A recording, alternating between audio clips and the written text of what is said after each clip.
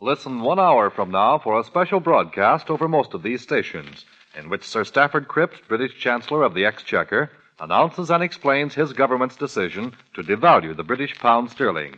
That's 1 hour from now.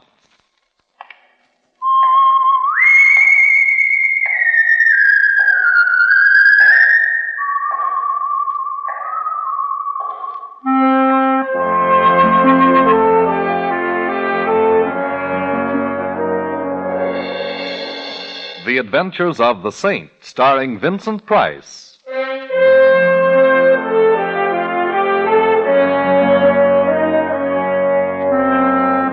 Saint, based on characters created by Leslie Charteris and known to millions from books, magazines, and motion pictures. The Robin Hood of modern crime now comes to radio, starring Hollywood's brilliant and talented actor Vincent Price as the Saint. Well, hello. Who is... Oh. How is my favorite shipboard acquaintance this evening? Oh, Simon, you startled me. I could hardly see you through the fog here on deck. Oh, yes, it is getting thicker, isn't it? But I suppose it's to be expected. Last night, nature went on a binge of moonshine, and this is her foggy morning after. Oh, only it's evening. How can you tell through the fog? You know, you have a very pretty laugh, Barbara. I'll listen for it in all of your pictures from now on. Thank you, Simon. But I'm not going to make any more pictures. I'm retiring. Retiring? At the peak of your career? I'm just tired of pictures, that's all. Barbara, you'll never be able to run away from it. What do you mean? I'm referring to whatever it is that frightens you. Why don't you tell me about it, Barbara? There's nothing to tell. I'm tired. I need a rest. Please, Simon, don't make me talk about it. There are some things that... Simon, is that someone standing there? No, I don't see anyone. Oh, you are nervous. Oh, Simon, if only I could confide in someone, if I could tell you what I... Perhaps I already know more than you think I do. You're cold. Yes. Where's your wrap? It's over there someplace on one of those deck chairs. I'll find it. I don't see it here, Barbara. Are you sure you... Barbara! Behind you! Look out! Barbara! Man overboard! Man overboard! Maybe you'd like a swim too, Saint. What? Oh!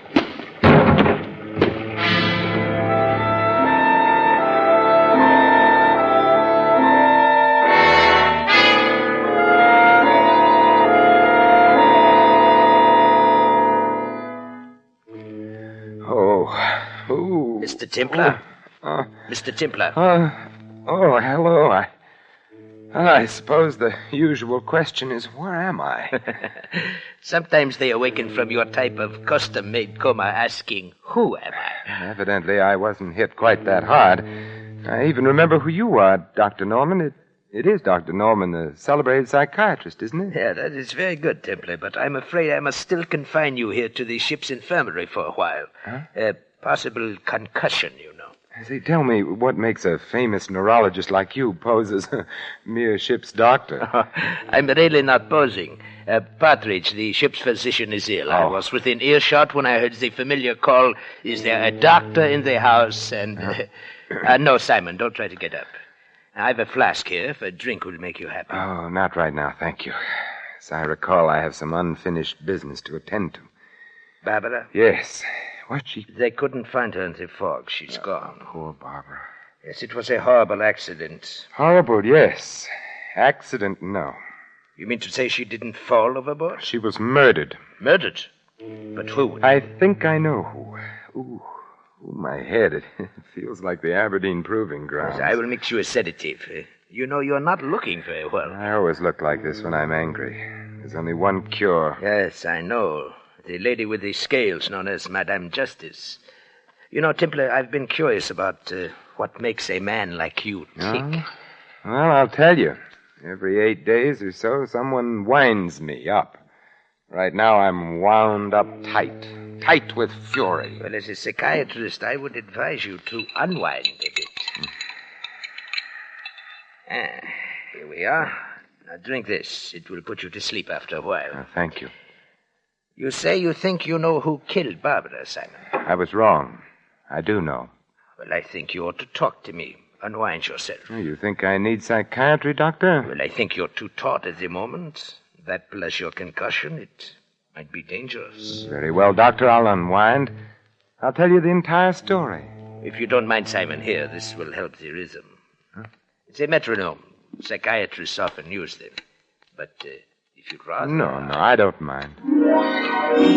I'd never met Barbara Brooks, although I doubt if there's a human being alive who hasn't heard of her or seen her in the movies. I first saw her the day we boarded ship. There was something in her expression, in the way she walked and talked and smiled, that immediately told me here was someone I should know. Her entire demeanor was an attitude of invitation. A romance. Fear, Doctor. She was a frightened lady. She wanted someone near her. I walked over to her there on deck and immediately made myself useful. Her steward evidently had become busy elsewhere, so I tipped my hat and said somewhat idiotically, "Get your program here, lady. You can't tell the staterooms without the numbers." I beg your pardon. Your steward seems to have deserted you. Oh. I've sailed this scow before, so if it's the direction to your stateroom you're looking Well, for... I would like to know. I would, too. Number, please. A36 main deck. Thank you very, very much. It's this way. My name's Templar. Simon, for short. And, of course, you're Barbara Brooks. You know, we passed the bar en route to A36, main deck.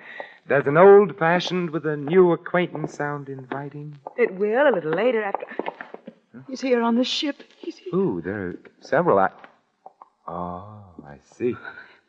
He's gone now. He turned the corner. Yeah, I think I saw the man you meant. Certain off-center gentleman named Rader. Rader? I don't know that name. No, surely you've heard of Phil Rader. He's just as big a star in his line of work as you are in yours. What is his line of work? Well, he's an exterminator of human beings. Mr. Templar, I'm afraid. Well, that was obvious from the moment I first saw you. Why don't you tell me about it? No, I can't. No, I'd be killed. Well, that's as good a reason as any for not telling me, but I must warn you I've a peculiar talent for finding things out for myself. Oh, no, you mustn't do anything. Please, please.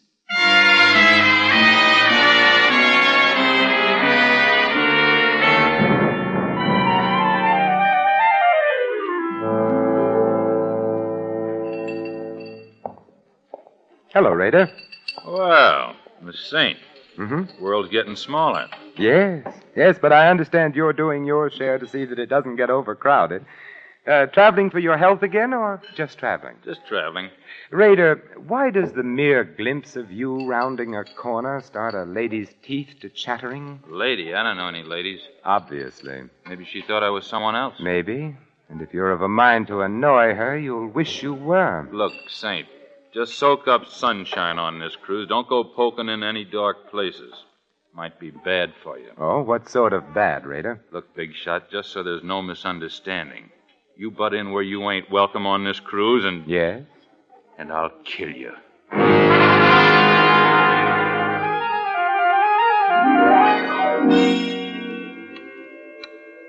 How is your head, Simon? And it feels as if a regimental crap game was going on inside of it with jet-propelled dice. You haven't drunk your sedative yet. Here. Oh, thank you. Shall I go on taking the load off of my concussion? Yes, by all means. I think I was present at the next sequence. Yes, Doctor, you were. It was the night of that ridiculous costume ball ship's captains are so fond of arranging. Yes. I remember. We were at the bar together. You were a pirate, I recall. Yes, and you were a clown. The ball was loaded with clowns, some of them not even aware of their clownishness. But it was gay and sprightly, and the music was good. I remember our conversation, Doctor. You suddenly appeared at my elbow and said in the most shivery, sinister manner... You know, Templar, I have a confession to make to you. Well, I'm always interested in confessions, Doctor. I've had a schoolboy crush on the beautiful Barbara ever since I saw her in pictures first. Tell me, what does one do about it? Well, I know exactly what I would do if I were you, Doctor. Yes? I'd consult the nearest psychiatrist. At the prices we charge? No, thank you. I was hoping you'd cut a fellow in on your acquaintanceship, Templar. But if you won't introduce me, won't you at least show me which mask she's hiding under? I think I might be able to make my own introduction. Oh, very well, Doctor. Look for a sylph-like figure in a blue and yellow harlequin costume. Thank you, Templar, thank you. And if you should ever need a good psychiatrist... At the prices you charge? I will be seeing you. Don't turn around, Mr. Templar. I have a pistol in the small of your back. Well, now, really, is that any way to enjoy a waltz? Listen, Saint, and listen hard. Oh, I'm all ears, except for the small of my back, which feels abnormally large at the moment. Certain arrangements have been made, Saint. It means a big head of lettuce if they go through. So? All the signs say keep out. See that you do. Now, don't turn around. This costume's so pretty, I'd hate to have to put a hole through my pocket. Well, it's probably just a coincidence, but I've acquired the same regard for the small of my back. Keep regarding it that way, Saint. Don't let your nose wander where it doesn't belong. And you might begin by forgetting you saw certain people aboard this boat. See, just tell me how you're going to swing it, Mrs. Miller. Oh, don't be surprised. I'd recognize the notorious Lil Miller's voice on a party line. How are you going to take him, Lil? A palm base or perhaps a marked deck? This rod has a hair trigger, Saint. Just a touch and you're... Lil, what's the matter? That girl there, the one in the hall. Lil! You're lucky, Saint. I'd have shot. Give her air. Don't crowd. Crowd her all you want to. She won't mind now. Is she? Yes, a stiletto in the back leaves very little doubt. She's dead.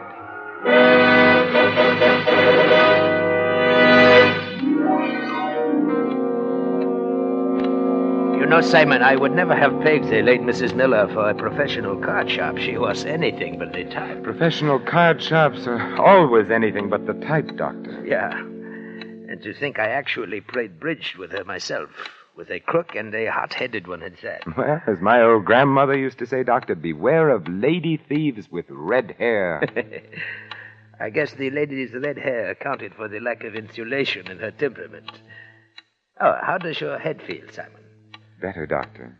Much better. You still haven't touched your sedative, you know. Oh, haven't I? I think you'll find that it helps, Simon. Here. Oh, thank you. Well, you know, shortly after the murder of Mrs. Miller, Doctor, I called on her bereaved husband and partner in crime. A very interesting visit it was, too. You have the knack for making all of your visits interesting, Simon. Tell me about it. Well, I found Miller in the bar, quenching his sorrow with the merry waters of the River of Forgetfulness. 50 grand in the palm of our hands and beep. No more Lil. No more Lil, no more sucker. No more sucker, beep. No more 50 grand. I see you valued your wife highly. Who was the sucker, Miller? Ha ha. You're funny. Tell me, what's Phil Rader cruising for, Miller? And don't tell me it's a coincidence he's on board the same ship. You get funnier and funnier. Why is Barbara Brooks so afraid of Rader? You ain't even warm, Saint. You're a mile wide of the target. And I'd better use a different kind of ammunition then, Miller. Yeah? Like what? Like a little murder performed on an unwilling sucker in Reno. Huh? What do you know about that? You won't like going back to Reno, Miller. It gets hot in the summertime, especially in the penitentiary. Raider was with Lil and me on this deal. All right, Miller, put the zipper on. Raider. I wasn't going to say anything, Phil. Honest, I was just... Skip it, Miller. I always knew someday you'd show Canary Yellow. I thought you and I had a little understanding, Saint. You've got a reputation for wrong thoughts, Rader. Yeah, but right or wrong, I back my ideas up. To the hilt, Saint. Keep that frog sticker under cover, Rader, or I might take it away from you. And the Dutch courage that rides with it, too. I'll keep it hidden for now. You just be careful of the places where the lights don't shine, Saint. Come on, Miller. I want to talk with you. Well, I'll be out in a little while, Phil. I want a drink. You've drunk enough, Canary. Come on. You'd better go, Miller. And if you can't talk your way out of it, my regards to the fishes.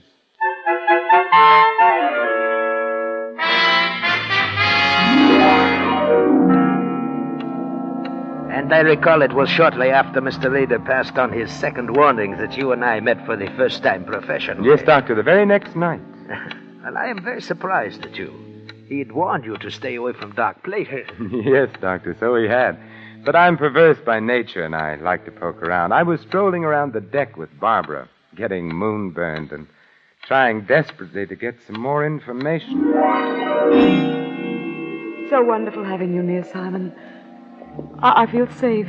Safe? I refuse to accept the compliment, particularly on a moonlit night at sea. I'm referring to danger, Simon, not romance. They're often the very same thing.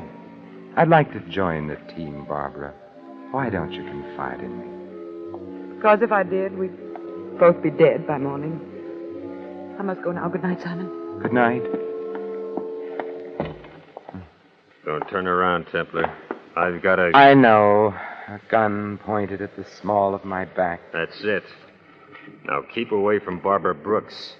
Am I clear? Clear enough. Anything else? Yeah.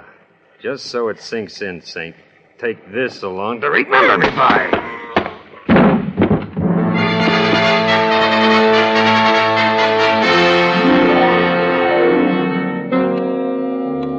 Once again, you enter the picture, Dr. Norman. You found me there, lying on the deck, basking in moonlight. And blood.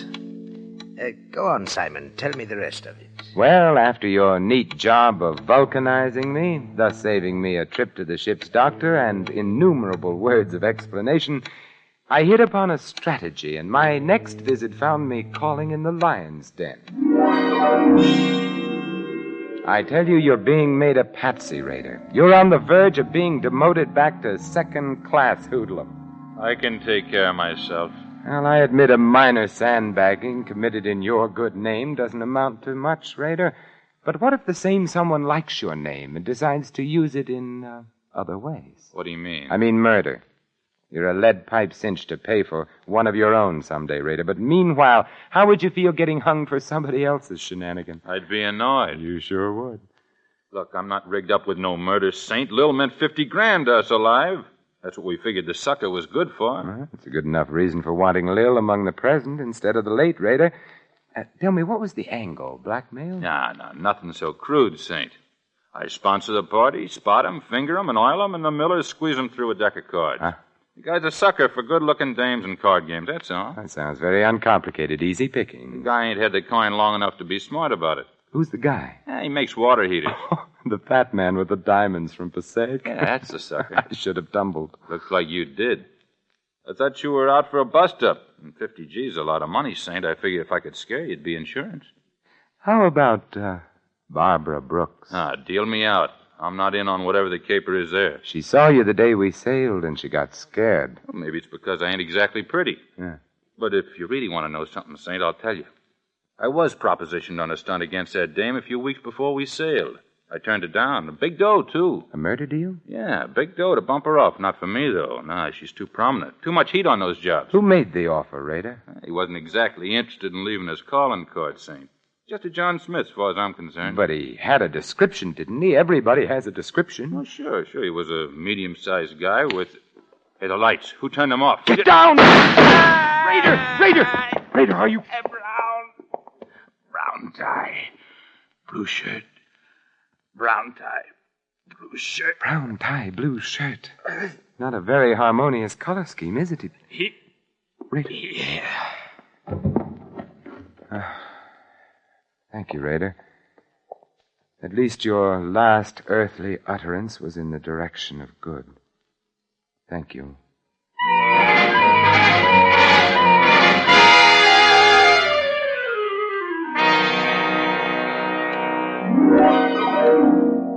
Brown tie, blue shirt. What does he mean, Simon? Well, it means that either the man for whom I search isn't a very fastidious dresser, Doctor, or else he's colorblind. Blue and brown just aren't worn together. Well, no, they are. I'll take that drink now, Doctor. Oh, and the sedative I mixed for you. Your concussion. Later, Doctor, later. Very well. I can see that you're going to be a very difficult patient. I hope you don't mind drinking out of another medicine glass, eh? No, right now I prefer it. Say when? A little more, Doctor. That's fine. Has such a beautiful color, hasn't it, Doctor? Yeah, hasn't it, though? Aren't you going to drink it, Simon? In a moment, Doctor, when I finish my story. Oh, yes, of course, this story. Barbara's murder was next. Yes, huh? Barbara was next. But immediately before our last meeting on deck in the fog, Doctor, I found out what she was afraid of. You did? But how? It was easy. The steward had some keys. I had some money. The steward has enough now for that chicken ranch he's always dreamed of. You broke into Barbara's stateroom. Yes. Well, what did you find, Simon? Lingerie, perfume, stockings, and some letters, Doctor. Peculiar letters. Huh? Fan mail? Yes. Yes, and all from the same fan. A fan she was once engaged to marry, Doctor. A fan who loved her very much. and hated her in equal proportions, who was so torn between love and hate, he had to kill her. Schizophrenic. You should know. What do you mean? Well, you know the classifications. You're the doctor. Oh. Yes. Drink your sedative, Simon. A colorblind schizophrenic. I don't believe I've ever met one before, Dr. Norman. So colorblind, he mistook the green and orange harlequin costume worn by Lil Miller for the blue and yellow one worn by Barbara. That is very interesting, Simon. Poor Lil. If she'd come to the ball as anything but a harlequin, she'd have lived to take in $50,000. Your sedative, Simon. You know, you were wrong about Lil's hair, Doctor. It wasn't red. It was brown. You said it was red. I wanted to see if you'd agree. Your sedative. Yes, of course. Hand it to me, would you, Doctor? It's there alongside the drink. Yeah. No, don't try to tell them apart by their aromas, Doctor. It's obvious that they're different colors. Or can't you tell? You find it, Saint. I'd like very much for you to drink it. My doctor, what a pretty purple gun you're wearing. Or is it pink? Drink up, Templar. You hardly feel it. It's just a dash of prussic acid. Dr. Norman, when you give a sedative, you go overboard. Drink it, Templar. Well, you're the doctor. A toast to you, Dr. Norman. To your green shirt, blue tie, and gray handkerchief, none of which match. Here's how. Oh, my eyes! You threw it in my eyes! It was a question of your eyes or my stomach, Doctor. My eyes, I'm blind! You'll get over it, Doctor, which is more than can be said of me if one of those wild shots of yours should hit me. I know I shouldn't practice medicine without a license, Doctor, any more than you should. But here's a sedative from me to you. Pleasant nightmares, Dr. Norman.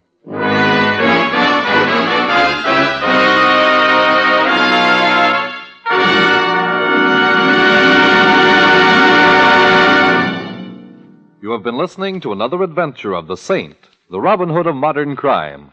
And now here is our star, Vincent Price. Ladies and gentlemen, in a prejudice-filled America, no one would be secure in his job, his business, his church, or his home.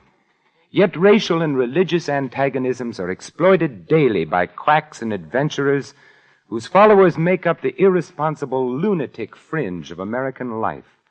Refuse to listen to or spread rumors against any race or religion.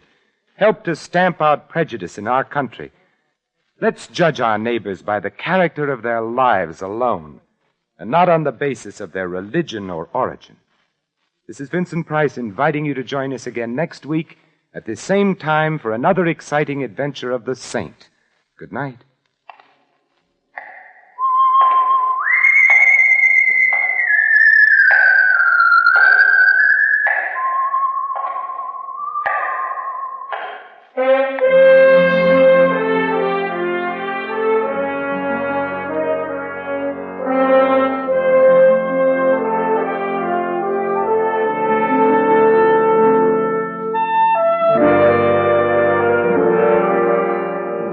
Tonight's script of The Saint was written by Michael Cramoy.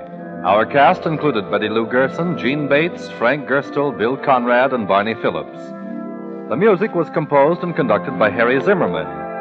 The Saint, based on characters created by Leslie Charteris, is a James L. Safier production and is directed by Thomas A. McAvity. Vincent Price is soon to be seen in Harry M. Popkin's production of Champagne for Caesar, co-starring Ronald Colman. All you Saint fans will be glad to know that the Saint comic books are on sale at all newsstands. Your announcer, Merrill Ross.